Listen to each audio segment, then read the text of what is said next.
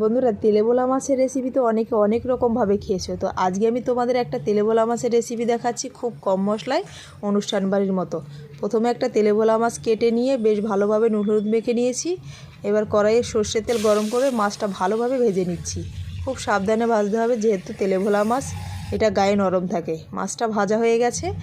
এবার কড়াইয়ে সর্ষের তেল দিয়ে 4-5টা কাঁচা লঙ্কা দিয়ে দিলাম, আর দিয়ে দিলাম কালো জিরে ফোড়নে। এবার নুন দিলাম, হলুদ গুঁড়ো দিলাম, আর একটুখানি জল দিলাম মশলা কষানোর জন্য। দিয়ে দিলাম লঙ্কার গুঁড়ো, জিরে ধনে গুঁড়ো। এবার মশলাটা 2 মিনিট মতো ভালোভাবে কষিয়ে নিলাম। এবার জল দিয়ে দিলাম পরিমাণ মতো। ঝোলটা ফুটে গেছে, এই পর্যায়ে দিয়ে দিলাম ভেজে রাখা মাছগুলো। মাছটা দিয়ে আবার 5 মিনিট মতো রান্না করে নিলাম। নামানোর আগে একটুখানি ধনেপাতা ছড়িয়ে দিলে খুব সুন্দর একটা তেলেভোলা মাছের রেসিপি রেডি হয়ে গেল। এটা কিন্তু অনুষ্ঠান বাড়ির থেকেও বেশি টেস্টি লাগে। তো রেসিপিটা কেমন লাগলো অবশ্যই কমেন্ট করে জানিও বন্ধুরা।